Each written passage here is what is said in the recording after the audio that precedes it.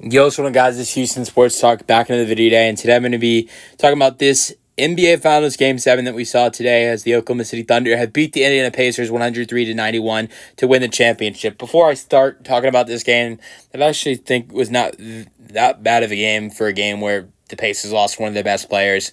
I'm praying for Tyrese Haliburton. You knew the risk he was taking. He knew the risk, but he said that, it was something that he would regret if he didn't play. And just going to be honest, I wasn't that surprised when he went down and towards Achilles, because this is something we've seen many times. This is something we've seen twice before in this postseason. You can go back to the NBA Finals in 2019. Look at what happened with Kevin Durant. He hurt his calf in the second round against, now his new team, as he was just traded there today, the Rockets, hit his calf in the second round, missed the entire conference finals against the Blazers, and then in what it was, Game 5 of the NBA Finals, makes a return, clearly wasn't ready to come back yet, but rushed it because it was the NBA Finals, and in second quarter, tears his Achilles. Should not have been on the court. Then you look at these playoffs, Jason Tatum, Damian Lillard. What happened with them? Damian Lillard, just like Haliburton, calf injury against these Pacers. Probably should not have been on the floor, but because it's playoffs, he's going to be out there, even though he's probably not 100%. And you're taking a big risk when you have a calf injury like that. You saw the same thing with Jason Tatum against the Knicks. And Haliburton was taking that risk, and he knew there was a chance of that happening. And I feel less bad for Haliburton because he knew the risk he was taking. But I still really feel bad for him. I feel bad for this Pacers team. I wonder what's next for them, because you're preparing for the entire season next year without Haliburton. What comes next is the big question for them. But I want to focus, before I get into the Thunder, I want to pray for Haliburton, but I also want to focus on what the Oklahoma City Thunder did tonight. We can talk about maybe the Pacers win this game tonight and win the Game 7 if it isn't for the Haliburton injury. They're for sure getting that discussion, but I feel like that's going to be any time someone gets hurt like that. The what ifs. I've gone over, as a Rockets fan, I've gone over the Chris Paul situation 1,000 times in my head. And so it never does you any good to do that. Every postseason, I still think about it. The Chris Paul hamstring injury. And honestly, I'm glad he didn't rush it back, because he could have had a serious injury if he came back. Even though maybe it would have helped the Rockets. Who knows? Praying for Haliburton. Let's get into the NBA champions of the 2024-25 season, the Oklahoma City Thunder, as they win 103-91. Great performance by a lot of these Thunder players. I thought Alex Caruso played great. Shea from the floor wasn't great. Shea's shooting performance tonight was horrendous. Absolutely horrendous. 8 for 27, 2 for 12 from 3.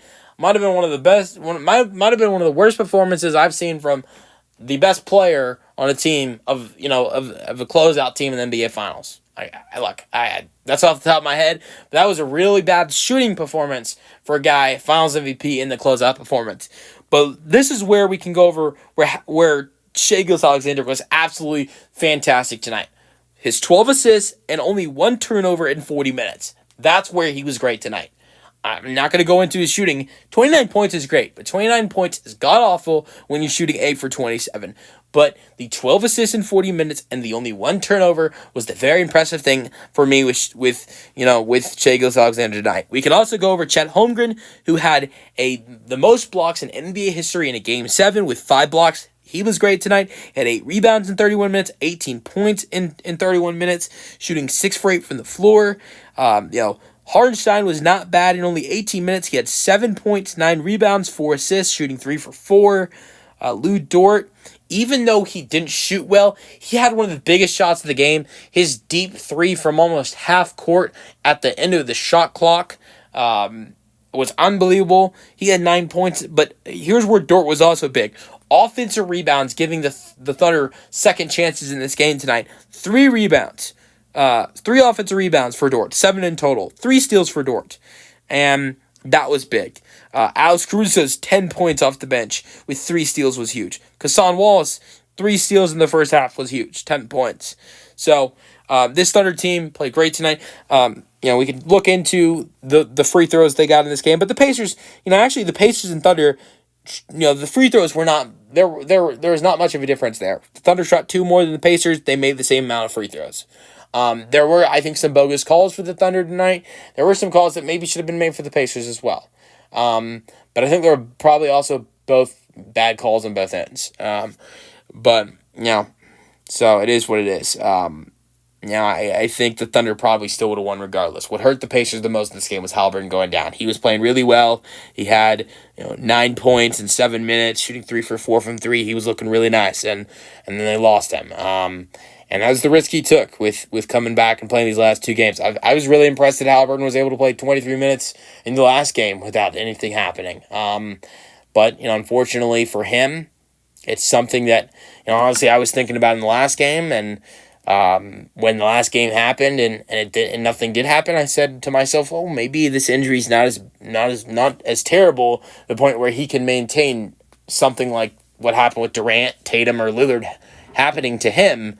And boy, was I wrong. But some of these Pacers played a great game tonight. Benedict Mathurin played one of the best games of his playoff career. 24 points, 13 rebounds, was absolutely perfect at the free throw line, 10 for 10. Siakam, I think you would expect him to play better, but he didn't play as good in the second half. Had 10 points in the first half, only 6 in the second, 16 points. T.J. McConnell was great. He had some turnovers that really hurt the Pacers. He had 7 turnovers, but he had 16 points, 6 rebounds, 3 assists. But I think that's where the Pacers really hurt the most after losing Haliburton was the turnovers. 21 turnovers. I don't know if the turnovers are that bad. With Haliburton, he had 1 in 7 minutes.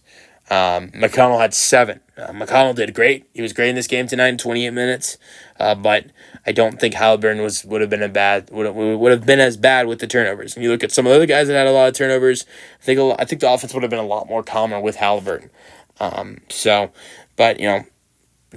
and Mathurin were great off the bench. Nembhard was good, 15 points, 5 rebounds, 6 assists, but it just wasn't enough. Miles Turner was okay, not playing a lot, 2 for 4, 6 points, 4 rebounds. That isn't great, but not shooting the ball a lot and not playing a lot, that's not terrible. And I think for him, it's gonna be a crazy offseason for Turner because he was expected to re-sign in free agency. Does anything change after the Haliburton injury is, I think, the biggest question for Miles Turner in free agency this offseason. But let me know your thoughts on the NBA champion Oklahoma City Thunder beating the Indiana Pacers 103-91. This is a great win for OKC, and as they win their first NBA championship and Shai Gilgeous-Alexander wins Finals MVP, we will see what's next for the Indiana Pacers. There are 3 teams now that are without 3 star players that you look at this offseason in the Eastern Conference where there are a lot of questions. The Pacers, the Bucks, and the Celtics, who are all missing star players next season for maybe the entire season. These playoffs were very good, but the negative thing of these playoffs is you lose 3 great players potentially for the entire season next year. Of Haliburton, who's definitely going to miss the entire season. Jason Tatum should miss the entire season. Maybe he can make a late return if the Celtics are a deep playoff team. And Lillard could have some hope of returning, but I don't think it'd be smart. But next season, you lose all 3 of those guys who are great for basketball, so it sucks to see. Let me know your thoughts in the comments section, and peace out.